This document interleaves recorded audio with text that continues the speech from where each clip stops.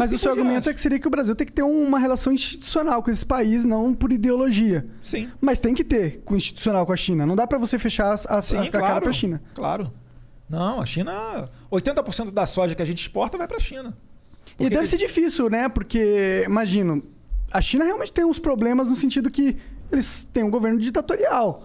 Não é democracia, não é o que a gente está acostumado. Então, eu, como cidadão, como cara leigo, eu fico meio preocupado com a China crescendo muito, porque enquanto ela é um parceiro comercial e está aumentando o nosso mercado, eu acho ótimo. Mas a partir do momento que ela quer exportar um pouco da cultura deles no sentido de autoritarismo e de essas coisas, aí eu já não acho tão legal, entendeu? E isso me preocupa um pouco. Será que eles estão nessa vibe? Cara, eu não confio em ninguém com poder absoluto. Tá ligado? A China ela tem um plano de poder desde os anos 40, né? Mais especificamente em 49, quando Mao Tse-tung fez a revolução lá, de que em 100 anos seria o principal país do mundo, em termos econômicos e militares. Né? Acho que eles vão chegar lá até um pouquinho antes desses 100 anos. E, na verdade, assim, é o que eu falei, ali tem grandes oportunidades. Tem que ter uma relação institucional com eles. É um país de, quase 1,5 bilhão de habitantes. A gente é um país aqui que, sensacional no agro, então para nós interessa vender para eles. Agora, é só manter a nossa independência. Não é chegar, por exemplo, agora e querer colocar goela abaixo qualquer tipo de política com relação ao Covid, nos ameaçando com relação à compra ou não dos nossos produtos agrícolas. Não estou falando que eles estão fazendo isso, tá? Mas é o tipo de coisa que não é interessante para nós. Se você tem uma loja e você só tem uma pessoa para vender o seu produto, essa pessoa amanhã pode virar para você e falar: Igor, é o seguinte, só eu compro esse teu produto aí, reduz pela metade. Tu fala: não. Não, beleza, vou parar de comprar. Entendeu? Assim como era interessante você no mercado de China, com os Estados Unidos, com a União Europeia, com os árabes, com Israel, enfim, é fazer aquilo que tem lógica de mercado e não fazer o que tem lógica de ideologia. O Brasil, a gente perdeu quase $1 bi para construir um porto em Cuba que não produz nada, não é hub de nada, o Porto de Mariel em Cuba.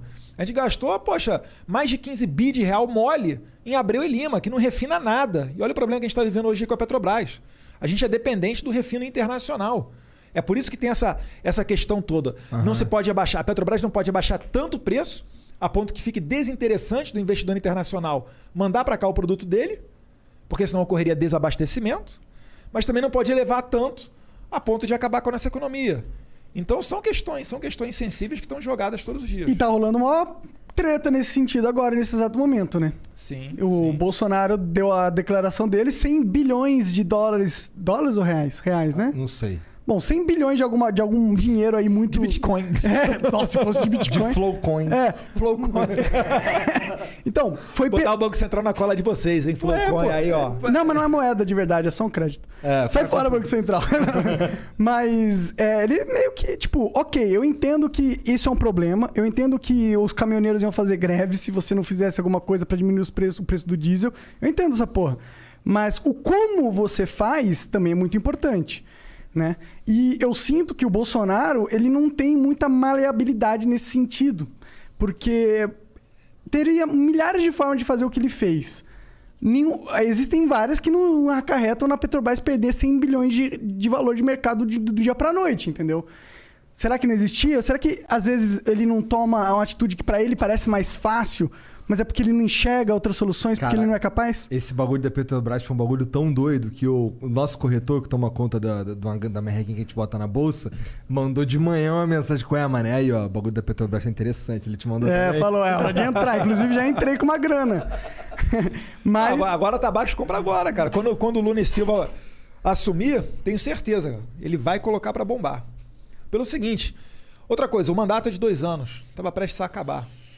O que eu fiquei sabendo, é bom tomar cuidado com as palavras, tá vendo? Ó?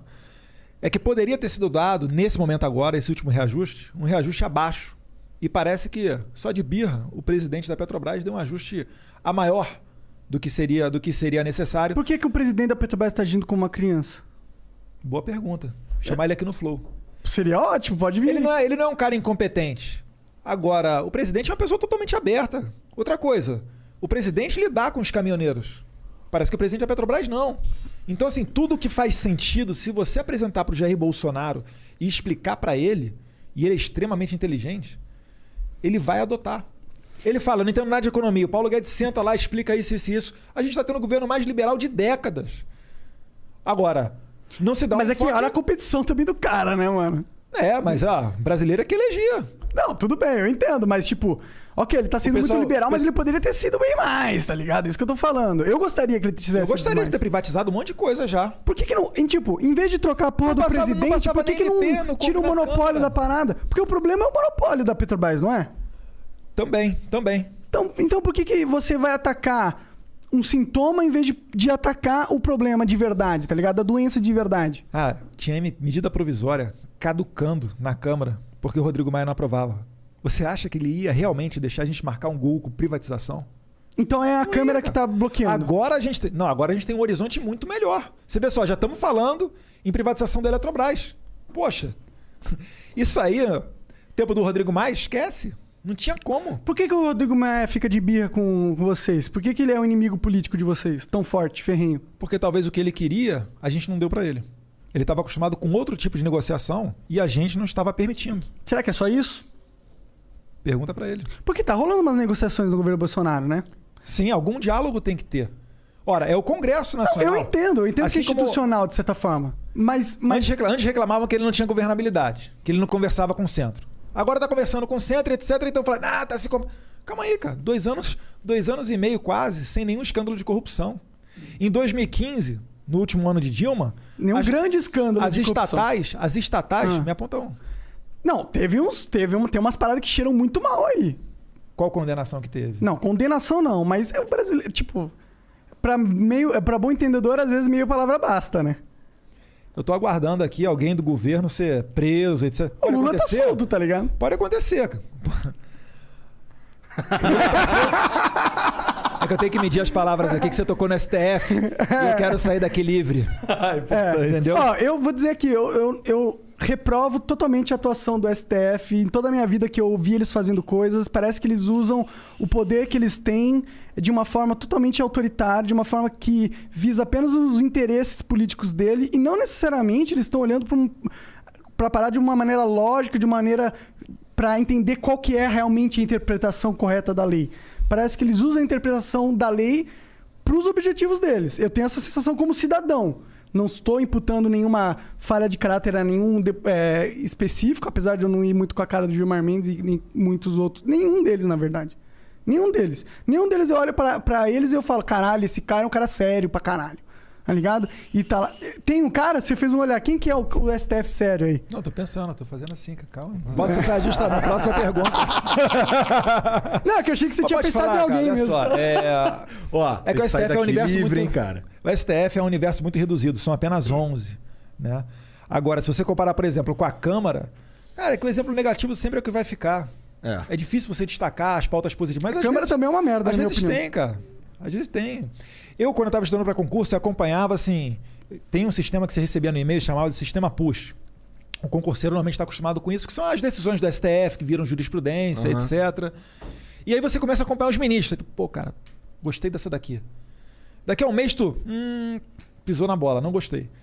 Então, assim, é difícil você analisar e falar assim, gosto de todos, etc. Você não vai achar isso, porque só você é igual a você. É verdade. Ninguém vai pensar igual a você. Sim, mas entendeu? Dá pra ver algumas decisões que, tipo, mano.